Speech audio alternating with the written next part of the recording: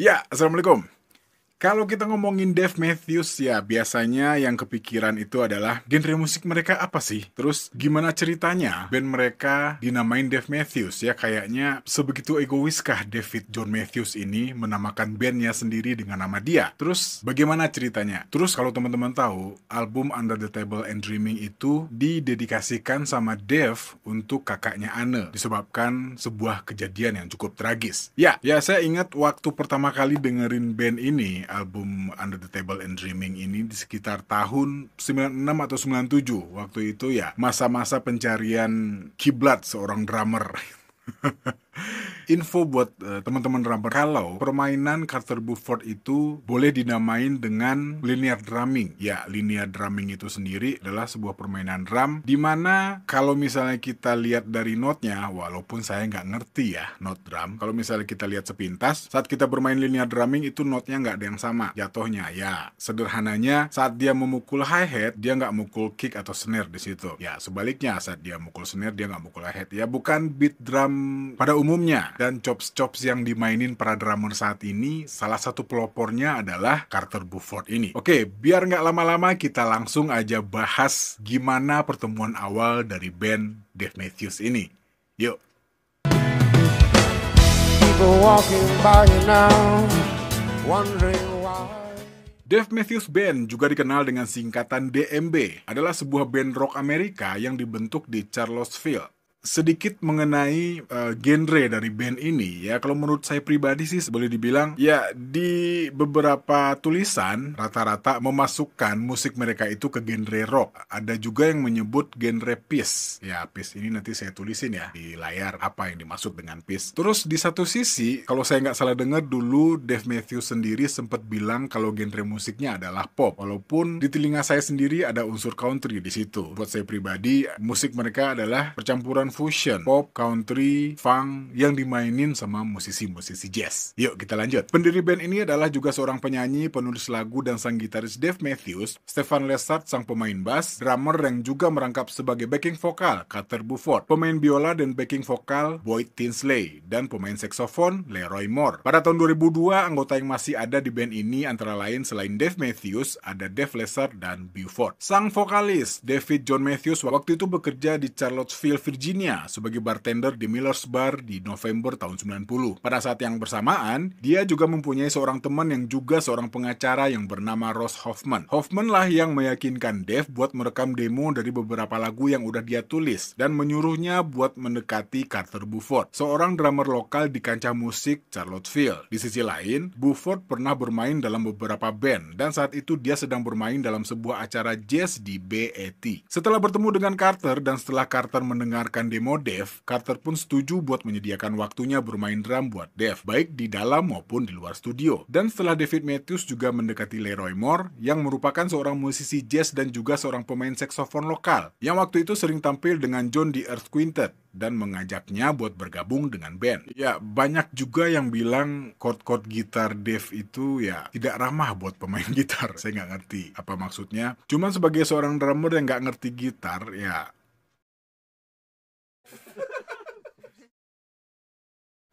oke lanjut. Lalu ketiganya mulai mengerjakan lagu-lagu Matthews di tahun 91. Dave mengenang bahwa alasan saya menemui Carter bukan karena saya membutuhkan seorang drummer, tapi karena saya pikir dia adalah pemain yang paling buruk yang pernah saya lihat. Dan Leroy, bukan karena saya sangat menginginkan saksofon, tapi karena orang ini membuat saya terpesona. Di klub jazz tempat saya bekerja sebagai bartender di Miller's, saya hanya duduk dan mengamatinya. Saya akan menyajikan whisky gemuk kepada para musisi dan mereka akan semakin mabuk. Namun tidak peduli seberapa banyak, dia tetap saja membuat saya takjub dan saya merasakan bahwa semua orang bermain dari hati mereka. Dan ketika kami berkumpul bersama dan mereka bertanya, "Kamu ingin musiknya terdengar seperti apa?" Saya berkata, "Saya tahu ini adalah lagu yang saya tulis dan saya menyukai apa yang kalian mainkan. Jadi saya ingin kalian memainkannya dengan cara kalian." Dave juga mengatakan dalam sebuah wawancara dengan Michael Krugman, di satu sisi awalnya hanya kami bertiga dan saya mendekati mereka dengan rekaman ini dan mereka berkata tentu karena mereka punya waktu luang. mereka berdua sedang mengerjakan hal lain. Ya, di tahap awal dari band ini terbukti dalam kata-kata Morgan Delancey merupakan masa percobaan dan inkubasi. Carter Beauford mengenang bahwa ini dimulai sebagai band 3 orang dengan Dave dan Leroy mengerjakan beberapa lagu Dave. Dia hanya memiliki 4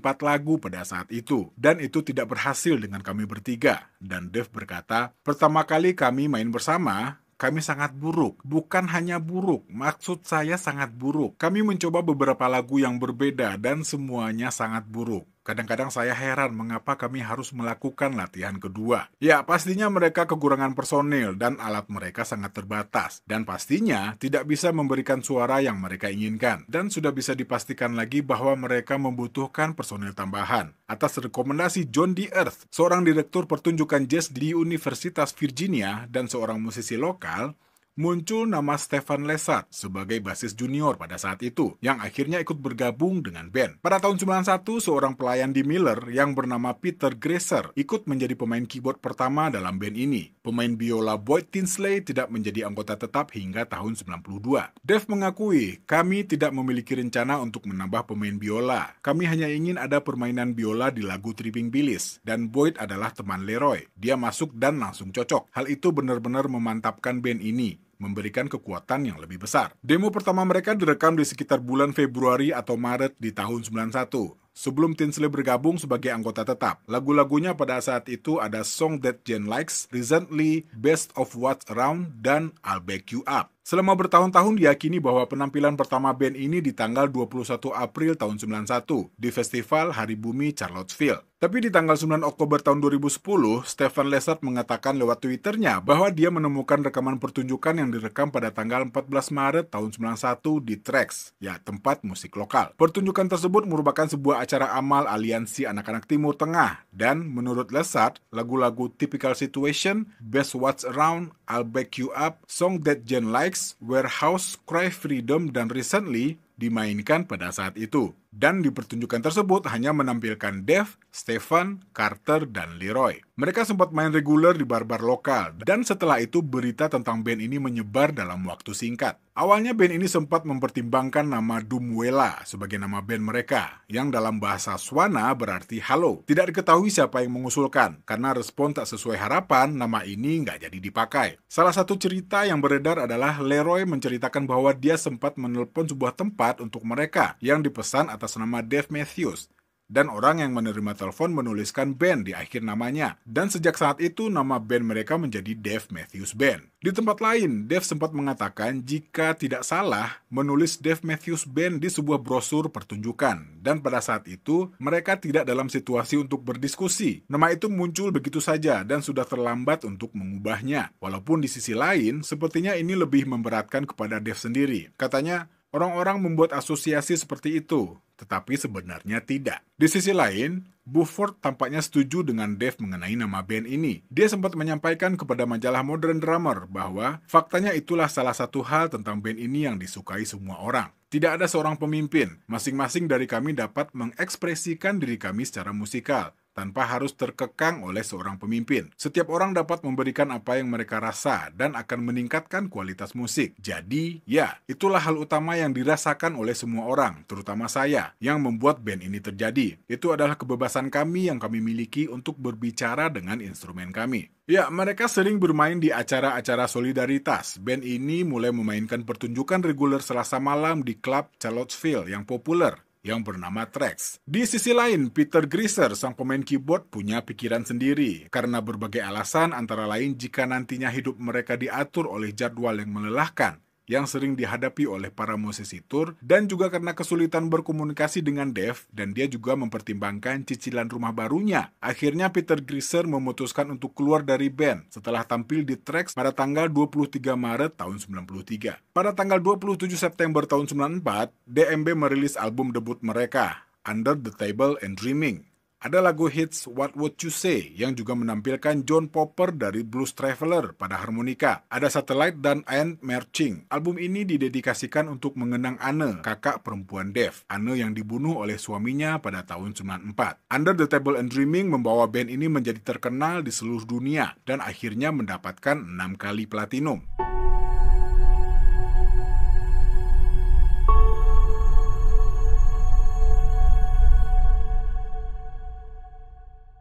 Ya, sebenarnya kalau mau dibahas secara rinci ini ya nanti bisa panjang banget ya. Ya, saya coba mempersingkat sesingkat mungkin dan secepat-cepatnya. Apa sih? Oke, di tahun 2018 band ini menjual total 30 juta album di berbagai platform. Album Come Tomorrow yang keluar pada 2018 memulai debutnya di puncak Billboard 200. Ya, album-album mereka antara lain di tahun 94 ada Under the Table and Dreaming. Lalu ada Crash yang keluar tahun 96, Before This Crowded Street di tahun 98, dan Everyday di tahun 2001, Busted Stuff di tahun 2002, Stand Up di tahun 2005, Big Whiskey and the Grugax Kings di tahun 2009, Away From the World di tahun 2012, di 2018 ada album Come Tomorrow, dan di tahun 2023 ada Walk Around the Moon. Segitu dulu video ini, saya Al pamit, terima kasih yang udah pada nonton, jangan lupa ibadah, stay cool, stay calm, assalamualaikum warahmatullahi wabarakatuh.